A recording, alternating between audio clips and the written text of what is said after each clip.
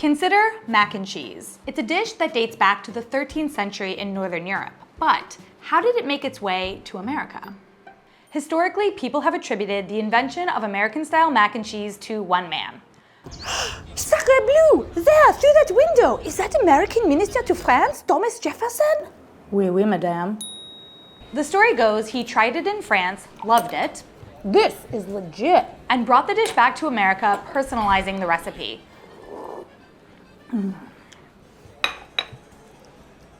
Wow, Mr. Jefferson, you made this? Well, yes, I did. I did indeed. But the truth is, the dish was created by James Hemings, a young man who was Jefferson's enslaved chef. Hemings had traveled to France with Jefferson to train in French cuisine, and he was the one who reworked the original recipe to be what we know it today. Hemings' recipe was included in America's first cookbook, The Virginia Housewife, in 1874, but attributed to Mary Randolph, and then adapted by Kraft Foods in 1937. But America is not the only country with its own version of mac and cheese. Turns out, pasta and cheese is pretty universal. So today, we are going to look at 5 different mac and cheese recipes from 5 different countries. Get your lactate ready.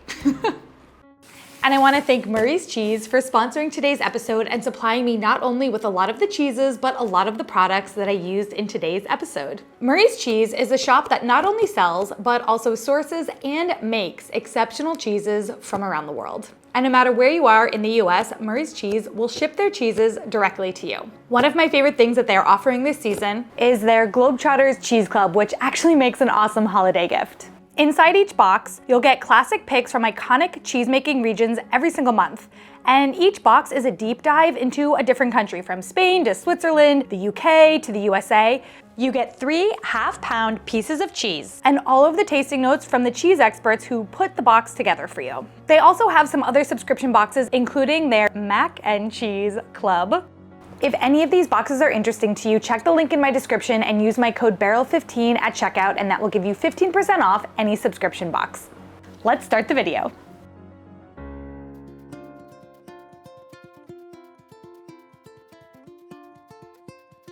Hi, my name is Nakia. I'm in Seattle, Washington. My comfort food is baked macaroni and cheese. It's a casserole that is made with like a creamy bechamel sauce, and then you mix in macaroni noodles and lots of different types of cheeses. And then you bake it in the oven until the top is nice and crispy. Most of the time we don't even let it cool off in my house. We're scooping it out and trying to put it on plates as soon as it comes out of the oven. It seems silly to measure cheese because there's never too much cheese, but since I have so many cheeses to cheese, we're gonna measure the cheese. Okay, that's like a cup of cheese. I think I just said cheese like 30 times. The word has no meaning anymore. It's really good. It just tastes like whatever cheese you put into it. My favorite cheeses are cheddar and Gouda and a little bit of Parmesan. Oh my God. Look at my earrings. They're like, I feel like they're really disco balling as I'm grading. It's a party. Baked macaroni and cheese is comforting to me because it reminds me of my grandmother. It's something that she makes for every holiday get together, every birthday party, lots of just Sunday dinners. Anytime we are at her house, she'll make it because she knows that it's a family favorite. I've only made a roux a couple of times and I'm nervous that I'm gonna burn it. I'm like really staring at it. It smells pretty good. I mean, I guess it just smells like butter. The thing that I love most about this dish is the crunchy top. It's nice and like crackly. Sometimes you can add breadcrumbs if you want. Usually I'm okay with it just being just crispy, crunchy cheese. Your fork breaks through it and you can hear that crackle. Comfort food to me is something that makes you think of home. It makes you feel good. It's something that comes with good memories. I wanna just eat the roux. Is that allowed? It smells, the pepper jack makes it smell so good. Ooh. Okay, I just wanna. That's really good. Okay. Like with this baked macaroni and cheese, it always brings to mind my grandmother every time I make it for my family. And I almost always call her to let her know that I'm making it. All of my childhood memories are associated with baked mac and cheese. I can't think of a single time being at my grandmother's house where she wasn't making it or it wasn't in the refrigerator just waiting to be heated up. I think that other people should try it because it's a pretty easy dish. All you need is pasta. We always use elbow macaroni, but pretty much any pasta shape will work. Just need some cream, cheese, and some time to bake it. Thanks, bye. When I think of a classic American mac and cheese, this is almost to a T what I think. The like thick base, solid structure, melty broiled cheese on top. The color looks great. I have to say, I feel like I did a really good job with this recipe. Wow. The pepper jack is so good in this. I think all the different cheeses are coming together like very harmoniously. It all just feels like an ode to cheese and pasta in the most beautiful way. I liked a lot about what Nakia was saying about relating this to her grandmother and about it being just like such a comfort food dish. And I feel like mac and cheese for a lot of people in America is definitely like that. I didn't necessarily grow up with that much mac and cheese, but I definitely had it at school lunch. It's so great when you get the like crunchy bit of the pasta that had been sticking up in the oven. That's gold right there.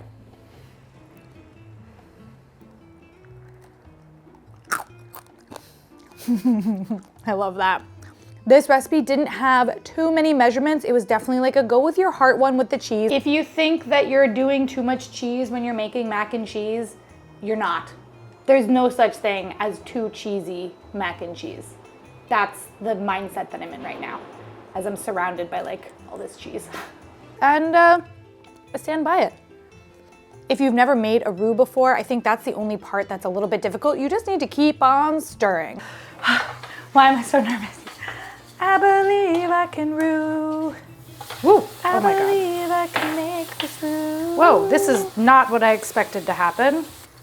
Is it supposed to be smooth? Oh my God, what is this?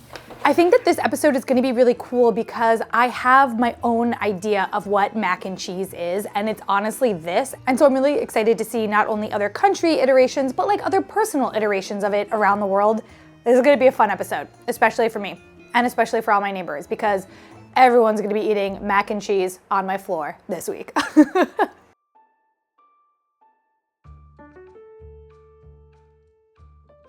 Hi Beryl, my name is Marti. I'm originally from Hungary, but I live in the United States now. The dish I'd like to introduce to you is called Túrós tészta or Túrós csúsza, which means cottage cheese noodles in English. Túrós tészta is simply egg noodles smothered in cottage cheese and sour cream with crumbled bacon on top. I don't often cook with egg noodles. The one time that I really do is when we make this Jewish dish called lakshan kugel, which is like sour cream and cottage cheese, which actually, it's kind of like what this recipe is, except that this one has bacon. So very much not a Jewish recipe. But yeah, egg noodles. The thick cut bacon is the ingredient that takes this pasta to the next level. That didn't fit. Wait, that was terrible spatial recognition. I don't know why.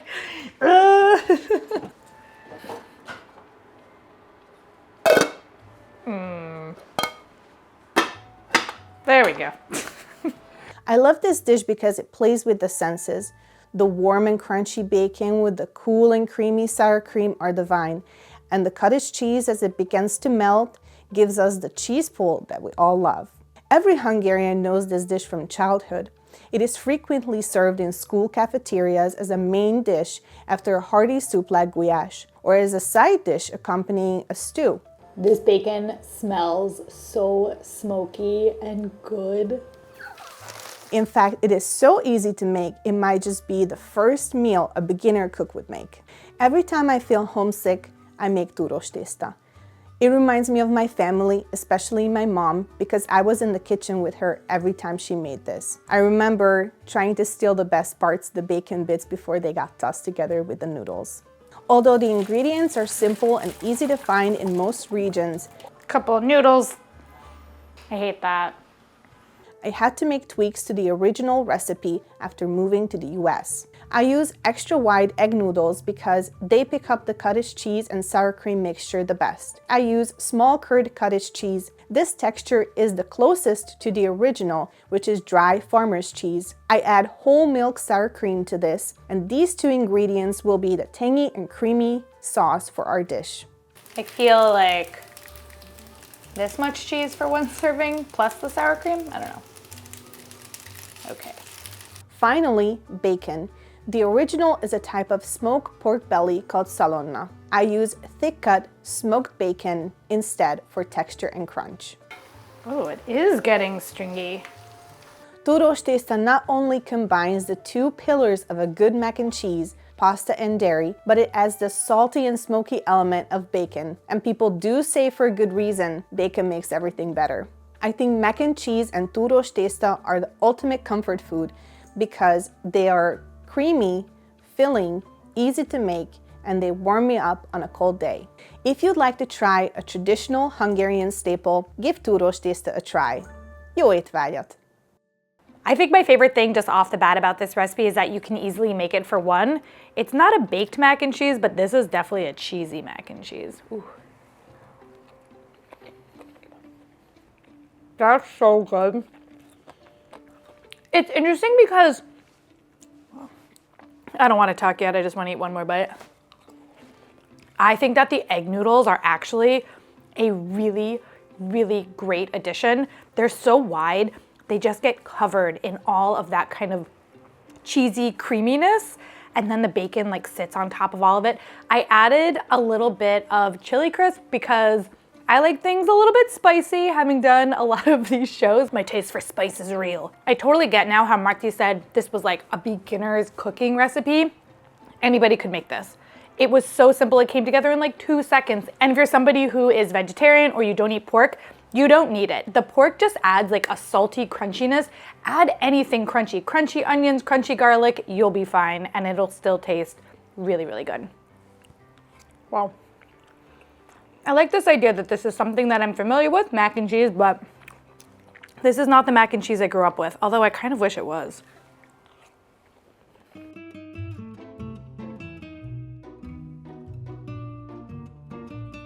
Hey Beryl, hey everyone. My name is Leah and I'm from Berlin, Germany.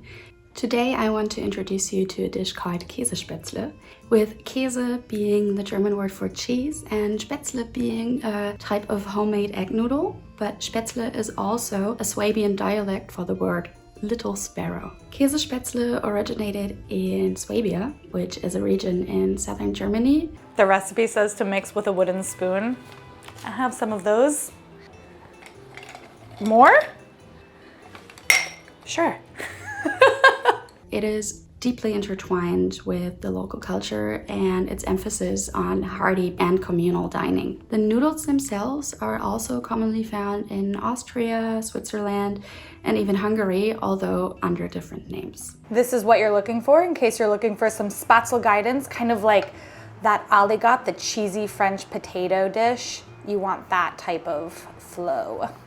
I love Käsespätzle for its rich and hearty flavors, which results of the combination of the creamy melted cheese and the texture of those homemade noodles. And it tastes very warming and indulgent, but has a subtle hint of sweetness from those caramelized onions. I read all your comments. I'm gonna do the safety glove, and I'm using the safety thing. Double wrap today.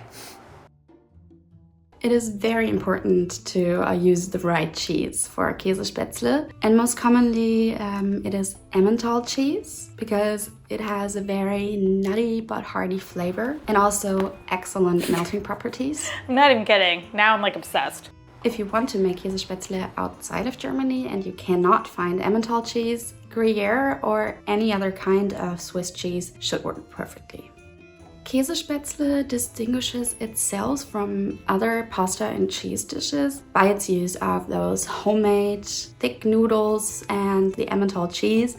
While Käsespätzle can be found in some restaurants in Germany, it is predominantly a cherished home-cooked meal, often cooked to at family gatherings or celebrations, as it is relatively easy and quick to make, and therefore perfect to feed large crowds. Everyone should try Käsespätzle for a very authentic taste of German cuisine that is not fussy or fancy at all, but very hearty and warming. Thank you, Beryl, and thank you, everyone. Bye-bye.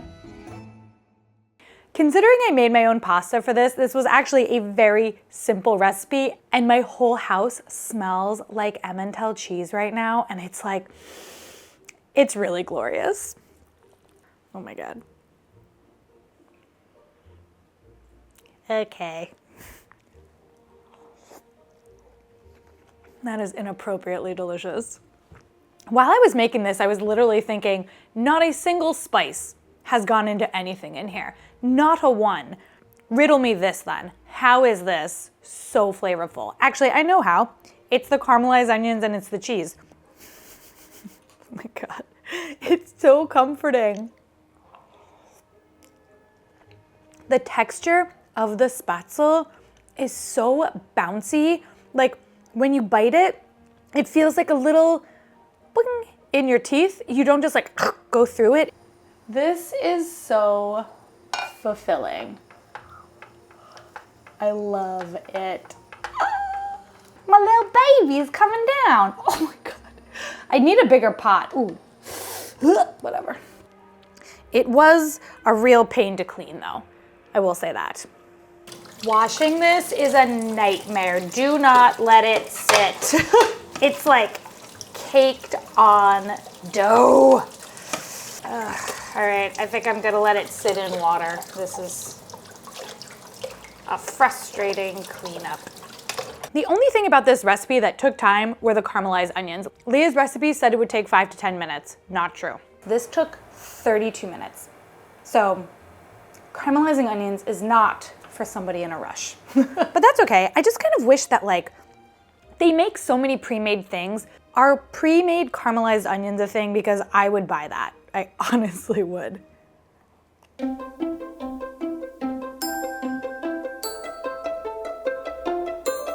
Hi Beryl, hi everyone. My name is Marina. I am originally from Goiatuba, state of Goiás in Brazil. The dish I want to share with you today is called Macarrão Misturado. The literal translated to is mixed pasta. Macarrão Misturado is a baked pasta dish my grandma makes pretty much every Sunday. It uses simple ingredients, just penne pasta, tomato sauce, mozzarella, and ham. It is called mixed pasta because we mix everything together before baking it. When it's done, it looks like this big dish of pasta, perfect for a Sunday lunch with everything you love. It's creamier, it has sauce, it has cheese, it's quite good. You just always have to test to make sure it's not poison, you know? I like it because it's so simple and my grandma makes it so special. To be honest, it tastes like home to me. Cheese! This is the best part of this episode. The tomato sauce isn't strong because it's mixed with the white sauce, so the flavors are really balanced out. It has a touch of pepper but no heat, because at least in my family our food isn't spicy at all. And because there is only one type of cheese, you get a uniform flavor throughout the dish. I think every Brazilian family has their own version of a baked pasta dish with tomato sauce and mozzarella. These are common ingredients you can find in most homes. So the recipe I'm sharing with you today comes from my family and it's open for a lot of variations. The pasta used in this dish is penne. My grandma likes it because it holds its shape well when it's done cooking. Also, it holds a bit more sauce. I think mac and cheese is the ultimate comfort food because it's unique for every family. Macarrão misturado is only served when our family gets together, so for me it means quality time with the people I love the most. So I have made it for myself just once. It just doesn't feel right to make this family dish for only 2 people. This was the perfect size. Nothing is as fulfilling as choosing the right size container for for something that you need. My sister's really good at it for Tupperware. I feel like I've been doing a pretty good job in this episode of getting the right size. I think Macarrão Misturado stands out as a mac and cheese because it doesn't have just pasta and cheese. The tomato sauce adds another layer of flavor and cut through the fat from the white sauce. I believe food is a way of showing love to each other, and that's what my grandma gives to when she's cooking. Also, this recipe is really flexible and you can add all your favorite things to this dish to make it your own. I hope you like it. Bon appétit! There's a lot of cheese in this dish and I'm excited. I sprinkled a little bit of these Brazilian potato sticks for a little bit of crunch on top that I used from another episode. It's always nice to have just a little crunch, you know? I want some of the crusty top. Crusty cheese is the best type of cheese. Wow. The flavor of this one is really different from the other mac and cheeses, and obviously that's because of the tomato sauce. Between the tomato sauce and the chopped up ham, I feel like there's this depth of flavor into this that makes it a lot more robust than just like your everyday mac and cheese. It kind of reminds me of a deconstructed lasagna in a way. And I guess that kind of makes me wonder, could you make an argument that lasagna is in the mac and cheese category of pasta, roux, cheese? I kind of feel like you could. You could convince me of it at least. Ooh, here's a piece of ham. Damn, that's good ham.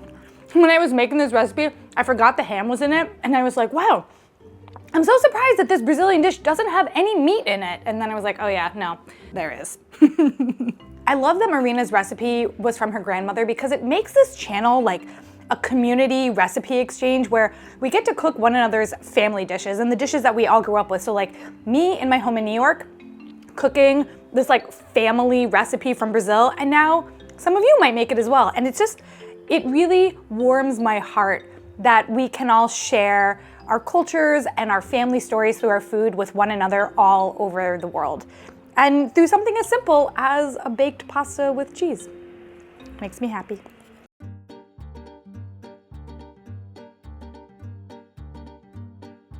Hi Beryl, I'm Barb. I'm from Victoria, British Columbia, Canada, and I am here today to talk to you about birthday macaroni. It's got a number of unusual ingredients for a mac and cheese, and there's a bit of mystery about its origin.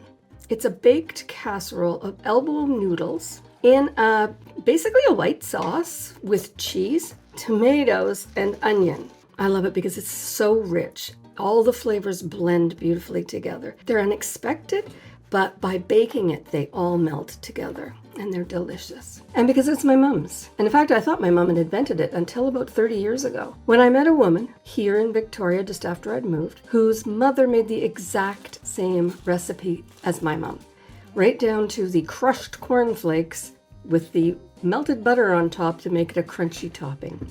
This is a primary comfort food. It is my go-to whenever I need a blast of get me happy carbs.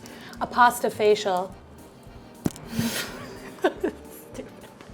Or if it's a cold and rainy day, or if I just feel like something really reminiscent of my childhood. So I have to put this oregano in, and I was thinking God, this oregano looks really crusty. And I looked at the expiration date at the bottom of this. I'll give you all a second to guess, and now I'm gonna show you my shame. That's a 1-6. That's 2016. This oregano has aged itself into first grade. I'm upset, and I'm gonna get new oregano. Even though it still smells, that's too old, even for me.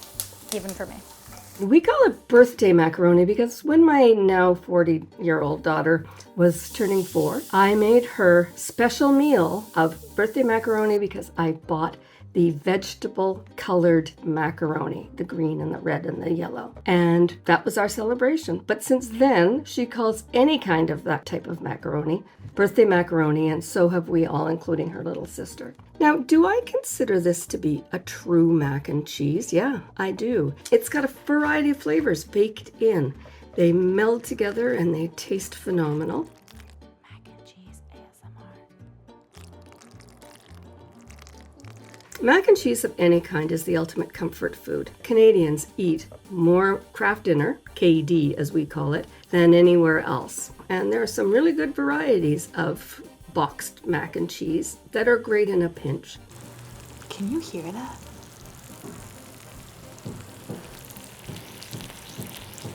Weird. It's like talking. A lot of cuisines around the world use cheese, tomatoes, and onions in a variety of dishes in different ways. This is my way, and I think your viewers, if they give this a try for birthday macaroni, will find that they really love this comfort food. Enjoy. Actually was upset. I thought that I messed it up. Crud, crud, crud. This did not have any structural integrity. And then I realized that unlike the US one, this one didn't have an egg binder to it. And so that's why it's not necessarily as like conjoined, congealed, baked together. What's the right word? Structured? Solid? It's not as like pie-like as the other one. And then I felt better about myself. I'm excited for a cornflake topping. Oh my God, this is so good. The cornflake crust on top is really nice. It's got a really good crunch to it. It's like a soft crunch. You don't want it to be a powder because that's gross. Maybe just like a couple squeezes. Cornflakes ASMR. All right. And I love the tomatoes and onions in here. I feel like it's a really great addition. I really like the top. I feel like this does need a little hot sauce. That's like me. I am a Cholula person. What is your favorite hot sauce? I'm curious. Well, I have to say, I don't want to say it, but I think I really like this one. That's what I'm gonna say. I really like this one. Barb, this is a great recipe. I still feel a little bit ashamed about my oregano. I'm gonna buy more oregano. It's on the list, along with a new blender, bigger whisk, bigger tongs. That's a long enough list for now. All of the recipes from today's episode are in the description, as well as all of the links to all of the products that I used from Murray's Cheese, from the cheeses to even the bacon and the pasta. It's all there. A huge thank you to everybody who submitted their recipes for me today. My whole floor thanks you as well. Until next week, I am leaving you with my other cheesy episode as well as a holiday playlist, since that is the time of year that we are in. And I will see you all in my next episode.